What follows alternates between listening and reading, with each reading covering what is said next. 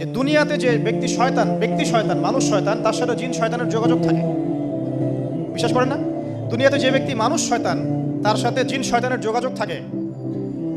একটা হাদিসে এমনও পড়েছিলাম আমরা স্টুডেন্ট লাইফে, আল্লাহ রাব্বুল আলামিন যখন কোনো আদেশ নাজিল করেন তখন ফেরেশতারা সেটা নিয়ে ডিসকাস করতে থাকেন আসমানে, এবং জিন জাতি প্রথম আসমানের কিনারা পর্যন্ত পৌঁছে যায় এবং সেখানে গিয়ে কানে শ্রবণ করার চেষ্টা করে কি নিয়ে আলোচনা করা হচ্ছে।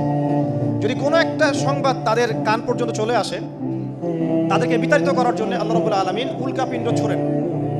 ওখানকার ফেরেশতারা আছেন, তারা অগ্নিশিখা নির্বাপন করেন। সূরা সফফাতের প্রথম থেকে পড়ে দেখবেন। এই জিন দুনিয়াতে যে কবিরাজ বা তান্ত্রিক বা জাদুকরের আন্ডারে আছে, সে এসে তাকে জানিয়ে দেয় এই হতে যাচ্ছে। তখন সেই তান্ত্রিক এই সত্যটার সাথে আরো 100টা মিথ্যা জড়িয়ে জনগণকে বিভ্রান্ত করে। তখন তার কথা ফলে যায়, মানুষ মনে করে যে তান্ত্রিক অনেক বড় কিছু হয়ে গেছে।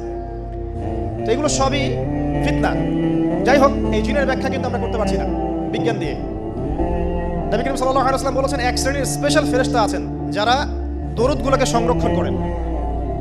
আমরা যে কথাগুলো বলছি রেকর্ড হয়ে যাচ্ছে না? আজকে থেকে 100 বছর 200 বছর আগে মানুষ এটা কল্পনা করতে পারতো? আমরা এখন যেখানেই মুভ করছি, সিসি ক্যামেরা, ভিডিও, এটা সেটা, স্যাটেলাইট, এগুলো আছে না? আজকে থেকে 300 বছর আগে মানুষ এগুলো বিশ্বাস করতে পারতো? আজকে থেকে 1000 বছর আগের কোনো মানুষকে বলেন স্যাটেলাইট দিয়ে পুরো বিশ্ব নিয়ন্ত্রণ করা যায়, সে বলবে যে পাগল, তার মাথায় ঢুকবেই না স্যাটেলাইট কি জিনিস। ঠিক একইভাবে আল্লাহ পাকের জ্ঞান হচ্ছে লক্ষ কোটি কোটি বছর আগের, চির নতুন, চির প্রাচীন, চির আধুনিক। এই জ্ঞানের ঊর্ধ্বে কারো জ্ঞান নয়। এই জন্য এখন এগুলো কথা অনেকেই প্রশ্ন তোলে, ফেরেশতা আবার কি জিনিস, জিন আবার কি, ইসলাম এগুলোতে কেন বিশ্বাস করে? সুবহানাল্লাহ। মানে তাদের বক্তব্য হচ্ছে ল্যাবরেটরিতে যেটা প্রমাণ করা যাবে না সেটার অস্তিত্ব নাই। প্রত্যেকটা বস্তুকে হয় কঠিন হতে হবে, না হলে তরল, না হলে বায়বীয়, বাইরে কিছু নাই। আসলে কি তাই? তো সবকিছুকেই বিজ্ঞান দিয়ে ব্যাখ্যা করতে হবে জরুরি না, এর ঊর্ধ্বে অনেক কিছু আছে। এর জ্ঞান, এর শেষ সীমা থেকে আল্লাহ পাকের জ্ঞান শুরু হয়। অতএব এটাকেই চূড়ান্ত জ্ঞানের মানদণ্ড মনে করার কোনো কারণ নেই। আমাদের মধ্যে একটা শিরকি আকীদা ঢুকে গেছে এখন। এটা একটা শিরকি আকীদা। সেটা হচ্ছে যে কোনো বিষয় যদি বৈজ্ঞানিকভাবে প্রমাণিত না হয়, কোরআন সুন্নাহয় থাকলেও মনে করি এটার অস্তিত্ব নেই।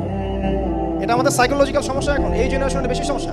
কারণ তারা পড়াশোনা করতে করতে মনে করছে সব কিছুকেই বিজ্ঞান দিয়ে প্রমাণ করতে হবে। তুমি তো তোমার আত্মাকেই প্রমাণ করতে পারবে না।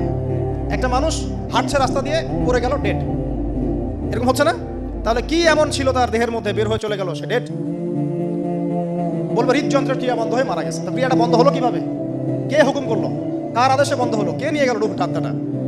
তো এগুলো তো ব্যাখ্যা করতে পারবে না। সো এই কনসেপ্ট থেকে বের হয়ে আসতে হবে যে প্রত্যেকটা বিষয় বিজ্ঞান দিয়ে প্রমাণ হলে পরেই বিশ্বাস করবো, না হলে করবো না। এটা ঠিক নয়। কোরআন এবং সুন্নাহ যা আছে এটা চূড়ান্ত। এর বাইরে যা আছে এটা যদি কোরআন সুন্নাহর সাথে মিলে যায় আমরা গ্রহণ করবো, কোনো সমস্যা নেই। কিন্তু না মিললে আমরা কোশ্চেন কেন সেটা মানতে রাজি নই। আসুন, নবী করিম সাল্লাল্লাহু আলাইহি ওয়াসাল্লাম বলেছেন, এক শ্রেণীর স্পেশাল ফেরেশতা আছেন, মালায়েকা, নূরের তৈরি, আলোর তৈরি, আলো দিয়ে তৈরি, নূর দিয়ে তৈরি, যারা নিঃসন্দেহে আলোর বেগের চেয়ে বেশি বেগে ভ্রমণ করতে পারেন, নিঃসন্দেহে। আচ্ছা, তো তারা স্পেশালি এই দরুদগুলোকে সংগ্রহ করেন, দরুদ এবং সালাম এটাকে সংগ্রহ করেন, করে নবী সাল্লাল্লাহু আলাইহি ওয়াসাল্লাম পর্যন্ত পৌঁছে দেন। এরপর আল্লাহ রাব্বুল আলামিন, আল্লাহ সুবহানাহু ওয়া তাআলার ইচ্ছায় নবী করিম সাল্লাল্লাহু আলাইহি ওয়াসাল্লাম এর জবাব দিয়ে থাকেন। একটু চিন্তা করেন যে আপনি মনে করেন আল্লাহ রাসূল সাল্লাল্লাহু আলাইহি ওয়াসাল্লামের দরজায় দাঁড়িয়েছেন, কথার কথা মনে করেন যে তিনি জীবিত আছেন, কথার কথা। আপনি তার বাড়ি চেনেন, তার বাসায় গেলেন, গিয়ে নক করলেন, গিয়ে নক করে বললেন আসসালামু আলাইকুম। এবার নবী সাল্লাল্লাহু আলাইহি ওয়াসাল্লাম ভিতর থেকে আপনাকে বললেন, কথার কথা ধরে নেন যে ওয়া আলাইকাস সালাম। এর অর্থ কি? ওয়া আলাইকাস সালাম অর্থ কি? আপনার উপরেও শান্তি বর্ষিত হোক। আচ্ছা, আবার মনে করেন আপনি বাসার ভিতরে আছেন, আপনার বাসায় নবীজি এসেছেন সাল্লাল্লাহু আলাইহি ওয়াসাল্লাম, কথার কথা। এবার তিনি আপনার দরজায় নক করছেন, নক করে বলছেন আসসালামু আলাইক, তোমার উপর শান্তি বর্ষিত হোক। তো নবী সাল্লাল্লাহু আলাইহি ওয়াসাল্লামের এই যে দোয়া, তোমার উপরে শান্তি বর্ষিত হোক, এটা যে যত বেশি পাবে তার জীবনটা তত সুন্দর হবে না? অতএব যে ব্যক্তি যত বেশি দরুদ পাঠ করবে, যত বেশি সালাত প্রদান করবে নবী সাল্লাল্লাহু আলাইহি ওয়াসাল্লাম, ইনশাআল্লাহ তাআলা সে সচ্ছল হবে, টেনশন ফ্রি থাকবে, সুখে শান্তিতে পৃথিবীতে বসবাস করবে ইনশাআল্লাহ। আর সুখ বলতে আমি শুধুমাত্র চাকচিক্য বোঝাচ্ছি না, বাড়ি গাড়ি স্ট্যাটাস বোঝাচ্ছি না। সুখী হওয়ার জন্য টাকা যথেষ্ট না। অনেক সময় দেখবেন কোটিপতি মানুষ সুখী নয়, একজন ভ্যান চালক সুখী। সুখ টাকা দিয়ে কেনা যায়? সুখ বলতে মনের সুখকে বোঝানো হচ্ছে। আল্লাহ পাক আমাদেরকে বোঝার তৌফিক দান করুন। আমি যেটা বলতে চাচ্ছিলাম, জুমার দিনে বেশি থেকে বেশি নবীর উপর দরুদ পাঠ করতে হবে। কোন দরুদ পাঠ করব? একটা সংক্ষিপ্ত দরুদ আছে, পড়তে পারি আল্লাহুম্মা সাল্লি ওয়া সাল্লিম আলা নবিয়িনা মুহাম্মদ, এটা পড়তে পারি। আরেকটা আছে আল্লাহুম্মা সাল্লি আলা মুহাম্মাদিন ওয়া সাল্লিম, এটা সংক্ষিপ্ত। আর যদি আপনার সামনে নবীর নাম উচ্চারণ করা হয় বলবেন সাল্লাল্লাহু আলাইহি ওয়াসাল্লাম, অথবা সবচেয়ে সেরা দরুদ হচ্ছে দরুদ ইব্রাহিম, আল্লাহুম্মা সাল্লি আলা মুহাম্মাদ ওয়া আলা আলি মুহাম্মাদ কামা সাল্লাইতা আলা ইব্রাহিম ওয়া আলা আলি ইব্রাহিম ইন্নাকা হামিদুম মাজিদ, আল্লাহুম্মা বারিক আলা মুহাম্মাদ ওয়া আলা আলি মুহাম্মাদ কামা বারাকতা আলা ইব্রাহিম ওয়া আলা আলি ইব্রাহিম ইন্নাকা হামিদুম মাজিদ। এটা প্রথম আমল, জুমার দিনে করবেন। এছাড়া প্রত্যেক দিন সকালে 10 বার এবং সন্ধ্যায় 10 বার করে দরুদ পড়বেন। তাহলে কি হবে? ইনশাআল্লাহ তাআলা আপনি, আমরা সবাই কিয়ামতের মাঠে নবী সাল্লাল্লাহু আলাইহি ওয়াসাল্লামের সুপারিশ পেয়ে যাব ইনশাআল্লাহ।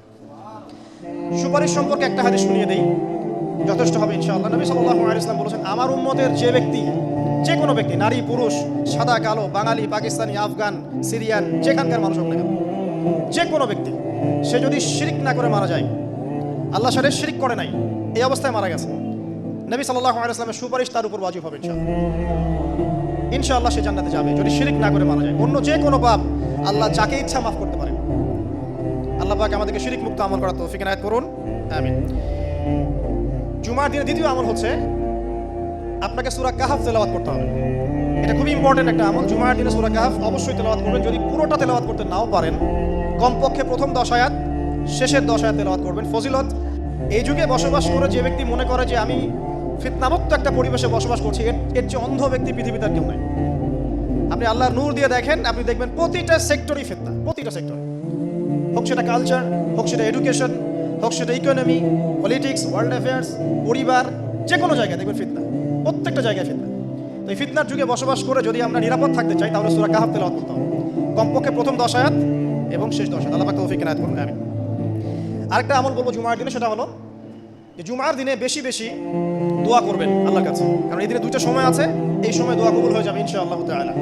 আরেকটা আমল বলতে চাই, যদিও সেটার সময় আপনাদের আজকে চলে গেছে, সেটা হলো জুমার দিনে যে ব্যক্তি সকাল সকাল গোসল করে, আমি আরেকদিন খুতবায় বলেছিলাম, সকাল সকাল গোসল করে, আর্লি মর্নিং মসজিদে চলে আসে, আতর সুগন্ধি ব্যবহার করে, উত্তম কাপড় পরে, সবচেয়ে সেরা কাপড়টা পরে, মসজিদে আসার সময় আমরা দেখি যে সবচেয়ে নর্মাল কাপড়টা পরে আসে, এটা ঠিক নয়।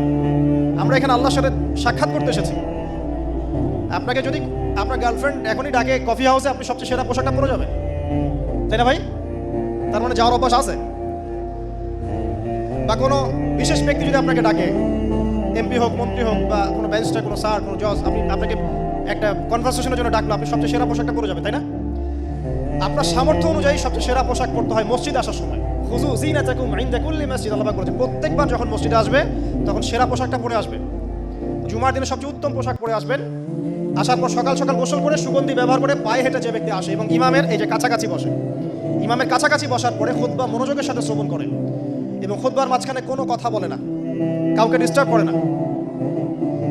এরপর ইমামের সাথে নামাজ আদায় করে, এই ব্যক্তির আমলনামায় যে নেকি লেখা হবে, নবীজি বলছেন সে যে প্রত্যেক পদক্ষেপ ফেলে এখানে এসেছে, তার বিনিময়ে, একটা পদক্ষেপের বিনিময়ে 1 বছরের নফল রোজা আর 1 বছরের নফল তাহাজ্জুদের নেকি তার আমলনামায় লিখে দেওয়া হবে ইনশাআল্লাহ।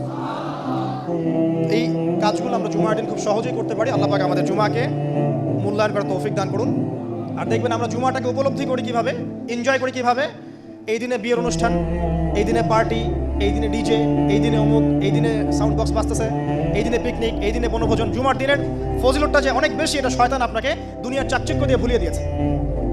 দুনিয়ার চাকচিক্য দিয়ে শয়তান আপনাকে জুমার ফজিলতটা ভুলিয়ে দিয়েছে। মনে রাখবেন, যত কাজ জুমার দিনের বাইরে। জুমার দিনটা হচ্ছে আমাদের সংস্কৃতি, ইবাদত করার সংস্কৃতি। একটা কথা মনে পড়লো, বলে ফেলি, যে একটা বিষয় মাথায় ঘুরপাক খেত সবসময় ছোটবেলা থেকে, যে আল্লাহ পাক ইসলাম কেন নাজিল করলেন, মানে ইসলাম আমাদেরকে দিয়েছেন কেন আল্লাহ রাব্বুল আলামিন। আমরা জানি এটা কমপ্লিট কোড অফ লাইফ, সব বিষয়ের সমাধান আছে, এভরিথিং ইজ অলরাইট, কিন্তু একটা মনের শান্তি পাওয়ার মতো উত্তর পাচ্ছিলাম না। উত্তরটা আমরা এই বয়সে এসে বুঝতে পারছি, সেটা হচ্ছে আল্লাহ পাক আমাদেরকে দ্বীন ইসলাম দিয়েছেন কি জন্য জানেন? যাতে আমরা জীবনটাকে উপভোগ করতে পারি, জানেন? যাতে করে আমরা জীবনটাকে উপভোগ করতে পারি এবং জীবনটা উপভোগ করে পরকালেও জান্নাত পেতে পারি। এখানকার প্রত্যেকটা হেদায়েত যেটা আল্লাহ দিয়েছেন ইসলামে, প্রত্যেকটা উপভোগ্য। দেখবেন, আপনি ইসলামী পরিবার গড়েন, পরিবারটা আপনার সুকুন শান্তির জায়গা হবে। ইসলামী সমাজ গড়েন, সমাজটা শান্তির হবে। ইসলামী অর্থনীতি মেনে চলেন, দেখবেন আপনি ইকোনমিক লাইফে ভালো আছেন। ইসলামিক পোশাক পরেন, আপনি হ্যান্ডসাম থাকবেন। নবীর মতো ঘুমান, আপনার শরীর ভালো থাকবে। তার মতো খান, শরীর ভালো থাকবে। প্রতিটা বিষয় দেখবেন লাইফকে এনজয় করার জন্য দেওয়া হয়েছে। ইসলামের বাইরে গেলেই এমন কিছু আমাদের মধ্যে ঢুকে যাবে যেটা আমাদের দুনিয়াও ক্ষতি করবে, পরকালকেও নষ্ট করবে। আল্লাহ পাক আমাদের হেফাজত করুন, আমিন।